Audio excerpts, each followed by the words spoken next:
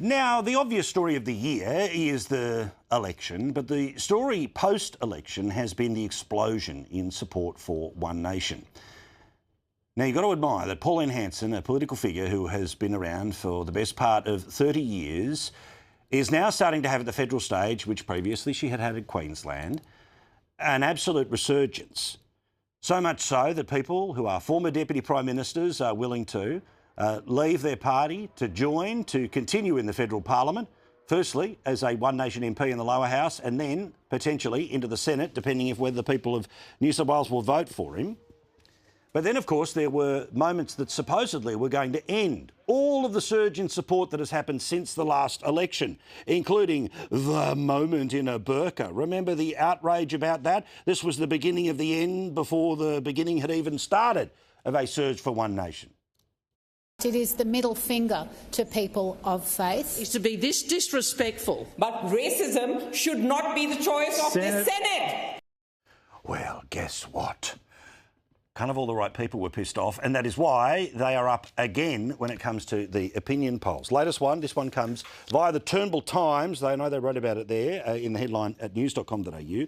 Labor at 34, the Libs at 26. That's a horrible number for them. One Nation 17, easily outperforming the Greens. In fact, Greens and Tiffany Teals together, you end up with where One Nation is, 17, 10 and 7. The rest of it is undecided or other minor parties. Do you want to know where this support is coming from? Well, let me dig that in for you as well here, right? People between the ages of 35 and 54, all right? Upper-end millennials or Generation X. You can see there that the numbers are pretty amazing, where we are now, again, pushing very close to, 19, 20%. In those over the age of 55, 21%. 1 in 5 voters now backing One Nation. And there is a very gendered nature to this too. You see, 19% support amongst blokes and no such number, of course, when it comes to women. What's really interesting about this is that it confirms what we have told you before in other polling done by our mate Kos Samaras, which is that Generation X men, put simply between their 40s and 60s, or if you want to try to draw another demographic, say between 35 and 55, that it is blokes that are the ones that are moving towards One Nation. Now, I think this is going to be largely permanent. I think in the same way that a generation of people decided to cleaver themselves off towards the Greens, and then, yes, they sent their preferences back towards the Labor Party. And once that becomes a regular source, then it doesn't really matter what the primary vote is of the Liberal Party. You will know that most of the preferences will come in from One Nation. Now, obviously, at this stage, if that takes place, you still have, rather than 55-45, according to a news poll, it is more like 43 and 57 in favour of the Labor and the Greens and the Teals at the moment. So the overall right-wing pie has shrunk, but how it's being divvied up is really fascinating to see. Again, surprise, surprise, a group of people, and particularly blokes of a certain age group who have been hectored at, yelled at, told that everything that they think is toxic and evil, are amongst those that have made the big change to a party that likes to laugh at the political establishment. Have a look at those cartoons, that at times middle fingers the political establishment, and yes, sometimes even says publicly what some don't even have the courage to read in some of their private messaging groups. So there is a change, it is happening, and in the same way that women 35 to 55 walked away from the Liberal Party, blokes between, say, 45 to 55, or maybe even spin it down 35, 55. If you have neither of those people supporting you, you are, of course, in the world of trouble. But that is hardly breaking news this Wednesday night. Same poll, and interesting to note here how people have felt about their country, but also how they felt about Australia this year. Now, sometimes these polls deeply frustrate me because they don't match at all what happens in the news, what happens in our politics, and what happens when it comes to the common sense of the people that we are around. But of people who had their expectations of what this year was going to be like, 40% apparently told the Turnbull Times the year ended up being worse than they expected. The year basically as planned, 31%. And apparently, a quarter of people had a better year than they expected. So again, who knows? But let's just take the 31% that were like, yeah, kind of went the way that I thought. You split it down the middle. Again, you end up in a scenario where more than half had a negative view about the past 12 months. But then let's span it out to the past 3 years. Now, again, these numbers do not tell you that the government that has been handsomely re-elected is flying as high in the polls as they are, but they are. Only 26% of people say they're better off than they were 3 years ago. 42% of people saying they're worse off, 32% of people shrugging and saying, next question, please. Interestingly, who are the people that are worse off? 38% of Greens compared to 33% who say they're better off. 41% of coalition voters who say they are worse off than 3 years ago. But even a third of Labor supporters, and this is what matters, a third of Labor supporters say they're worse off than they were 3 years ago. Well, their team's been in power for all of that 3 years. So it makes sense that coalition people, either that their life has got worse or they feel it because it's not who they voted for. It's surprising when it comes to the Greens because, of course, their preferences go to Labor, and everyone outside of that pot, 61%, and remember, a big bulk of that is One Nation. Some of it is Tiffany Teal. Some of it is some leftovers of the Trumpeter Patriots, but still a big number, 61%. So there is some opportunity and is some growth for those who want to take on the government in the next 12 months. May they have a more successful time than they have had this year. And then there's the issue of national pride. I couldn't quite believe that when I saw this part, again, of the polling inside the Turnbull Times. Now, any and each of these I could have done a 5-minute conversation on, but I just wanted to get it all through the inbox because there's a lot to get to tonight.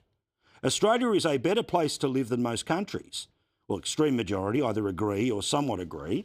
But who are the people who are 19% strongly disagree that Australia is a better place to live than most other countries? Put it together with the somewhat disagree, then we're talking about what? 23%, almost a quarter of the country does not agree with the sentiment that Australia is a better place to live than most countries. Second line, I'm proud to be Australian. 24% no. Somewhat disagree or strongly disagree. A quarter of the country unwilling to say they are proud of our country. Those who say that Australia needs to be a better global citizen, whatever that means, presumably it means sending more money to the third world like China. Remember, it's a developing nation, despite the fact that they have a space station and they've held the Olympics twice this century. Something Australia, of course, thankfully will get to do, but by 2032. Again, 17% of people say that we shouldn't be a better global citizen. But let's focus in on those first two numbers. A quarter of people who answered about Australia is a better place to live than most other countries, nah, I'm proud to be Australian. 24%, again, basically a quarter. I am not proud to be Australian. How does this go by age groups? Well, let me show you. The older you are, the more passionate you are about our country. Why? Because you've lived a life. Because you've seen places that are way worse than anything that could happen here.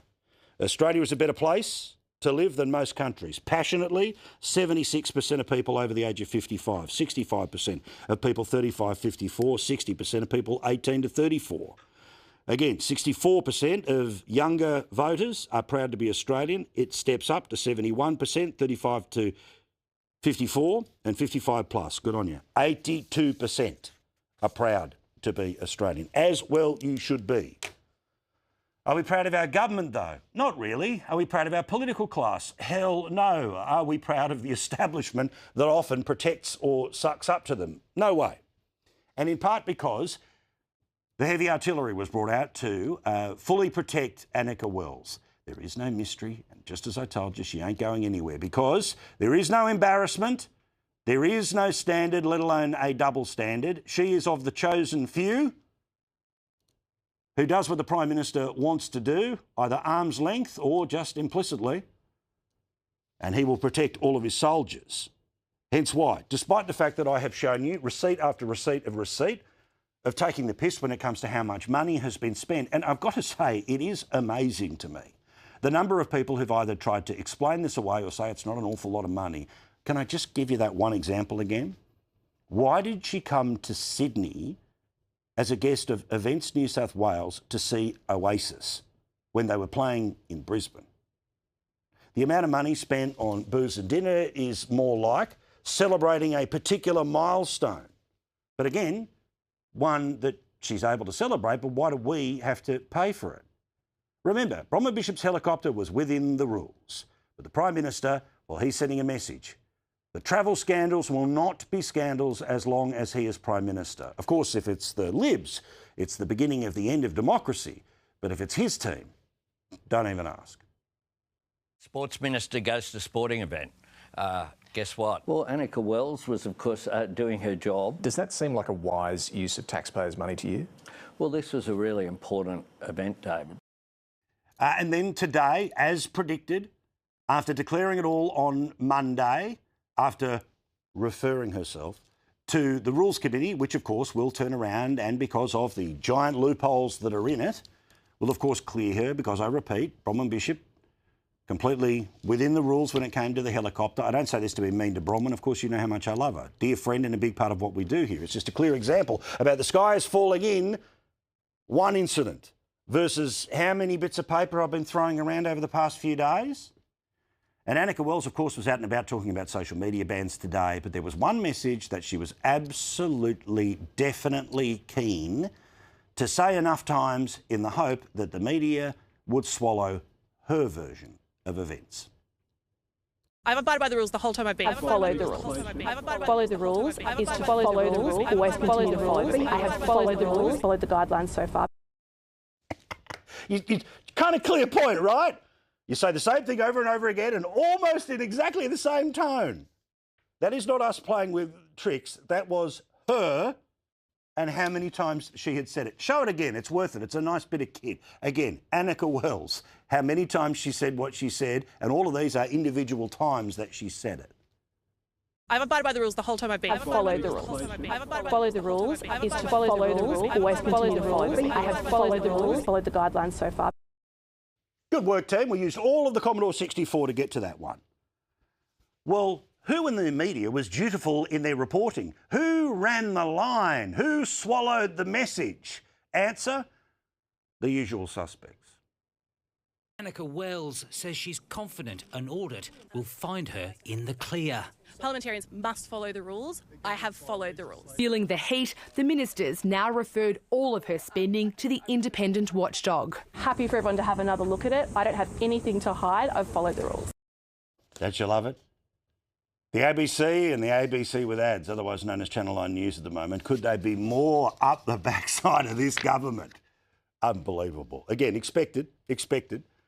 But then there was yet another excuse which we can add to the Minister for Freebies. Remember, when there was problems with Optus, you've got to forgive me, I'm a new minister.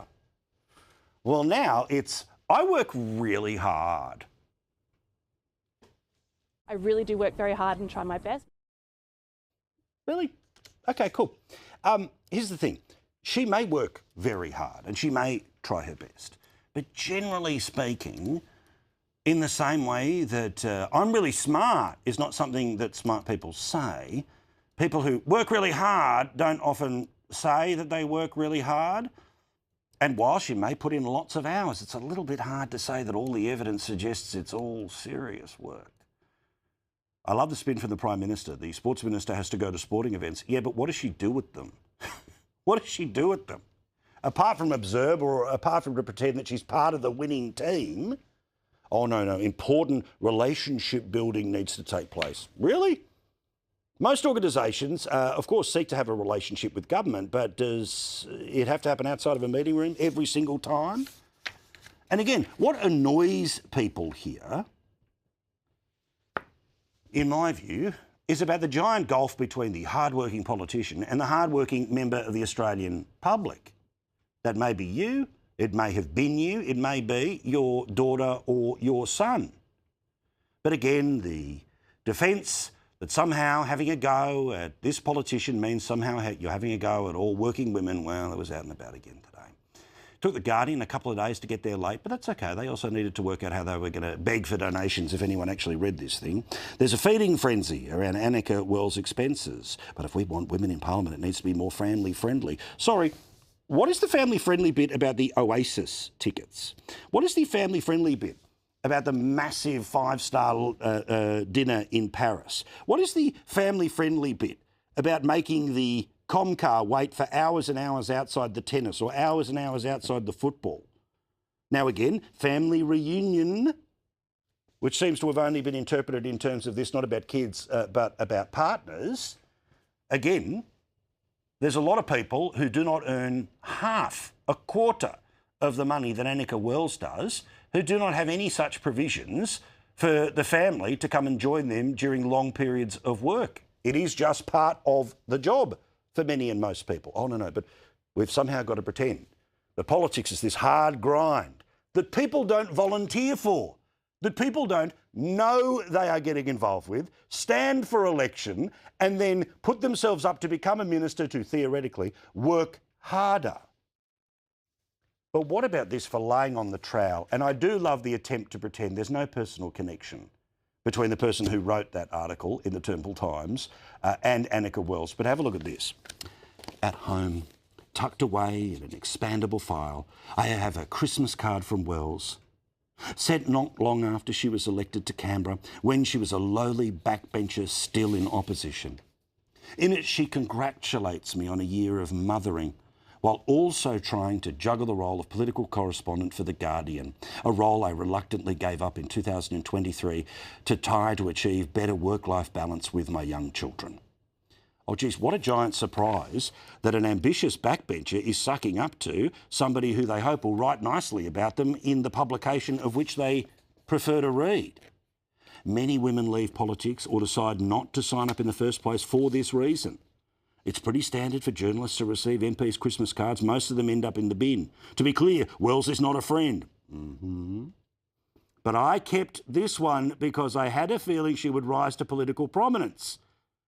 Maybe one day I could show my kids that we were both two young mums in the trenches, each trying to wrangle our professional and family lives as best we could. Again, somebody who, like me, believes she is on a trajectory at one point or another to be certainly considered, but in my view, probably end up being the Prime Minister of this country. We're definitely not friends, but thanks for the Christmas card, and I keep it because one day you might be really important. Again, what annoys me about this is that automatically a bloke can't have an opinion. That somehow this is about gender and this is about family relationships. And I know that in the past, the idea for many people involved in politics has been, oh, well, that's what I mean, you know, somebody else is taking care of the family. And they're not there. And I think on the behalf of many a working father, there is a lot of guilt that is associated for dads too. Again, not allowed to talk about it. Again, as we've talked about here, this is the greatest job in the world, and there is zero bitching and complaining from me about the impact that the greatest job that I'll ever have has on a family life. But as you have seen, I've got two beautiful kids and an amazing wife, and I, in a weekday, have never tucked those kids into bed in their entire lives. All right? So yes, everyone has sacrifices. But as beautifully said today by Natalie Barr, reading the emails of viewers to the Sunrise program, the very reason why this annoys so many people, which has nothing to do with gender, but more to do with the idea that the people who get to rule us like elected kings and queens, who get to have no accountability for their actions, who get to invoke a pub test when it's about somebody else, but then pretend the pub test isn't a real thing, that there are plenty of people who, again, this woman gets paid hundreds of thousands of dollars. There are so many people in this country who wouldn't even crack $100,000 at any year in their working life. And they have never had the perks of flying. Instead, they drive long distances. They've never had the perks of being able to take their kids with them because the work is too physically hard.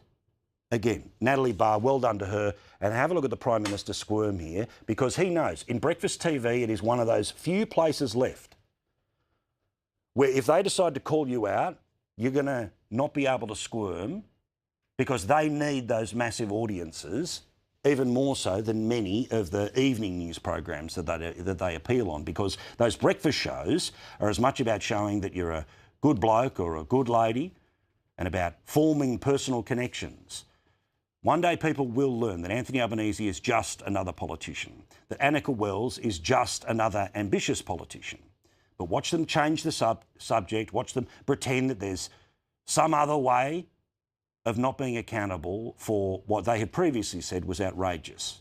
Again, I've built up a bit to this, but have a look at the emails because I think this is the best hit on the Prime Minister I've seen in a long time.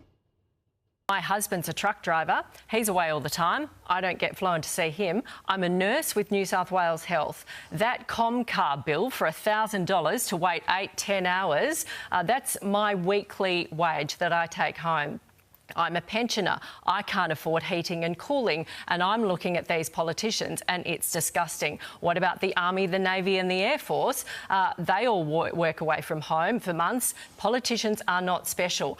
This is a quote. I don't want to hear that this spending is within the rules. It's common sense. It's too much money. Middle stump. Now, I'd love if they do that more often. I'd love that they do it on other issues. I'd love that they do it on all of that stuff we've talked about when it comes to cost of living. But watch the Prime Minister dance his way out of a direct and devastating hit. I understand that perfectly, and I understand where people are coming from. When you ask people about MP salaries, or you'll get a common answer across every single dollar that is spent by parliamentarians. But this began, of course, with the minister's visit to New York. That was a really important event. Now, part of me would love the best way for these shows to punish the Prime Minister is to say, not interested. Because essentially he just steamrolls them like he does in every media appearance and just turns it into a hey, look at me exercise. But the best thing about him needing to appear on programs like this is that there will be moments like that. Amazingly, even after being confronted the way that he was today with the stories of average Australians who have just had enough, and again, they understand that being a politician is not a job for life, that yes, it's a management job, and yes, it is the managing of the country. But if you want to be paid the big bucks, then there also has to have the big responsibilities, right? The big accountabilities, which means when you're paying for things, anything, from a decision you make of government to where you stay each and every night, you just got to double check with yourself, okay, cool, am I getting the best deal here? Am I getting the best deal? But increasingly, the political class, including the media, is trying to say, through modern monetary theory, it doesn't matter how many budget deficits you have, who cares? Well, eventually, of course, it does. But the assumption is nothing's going to break in the next 2, 5, 10 years, so just keep loading up the debt.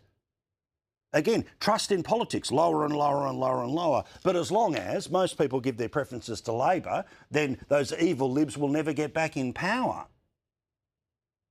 The problem is that when you're talking about faith in the system, it applies to even the people that you like. But after all of this, the Prime Minister today has been running around and pretending that this independent system that couldn't possibly be changed and is somehow beyond his own power to change, despite the fact that it comes from an act of Parliament. These people literally change the law. They can literally change the system. But when asked, and you won't be surprised we were the only ones who did, will you change the rules? He says, the rules are established. You know, we have the Independent Parliamentary Expenses Authority for a reason. That was established because after the Susan Lee issue, where she had to stand down after going to the Gold Coast and property purchases, so that was introduced at arm's length. Now again, as I said to you a couple of days ago, Susan Lee should not be backwards in coming forwards here in part of the prosecution in and around what happened with Annika Wells and in and around the failures of the system. Because when I did the wrong thing, I had to go. I served my time in purgatory and then I came back. So what's your excuse, Minister for Freebies, for just giving the middle finger to all those people you supposedly care about? That is the central heart of the story. But you are seeing how our media has changed, how our access has changed, how the ways of defending the politicians that certain people like has changed. The reality is that regardless of your sexuality, of your gender, of your race or your political party or what you believe, it's other people's money. That's the reality.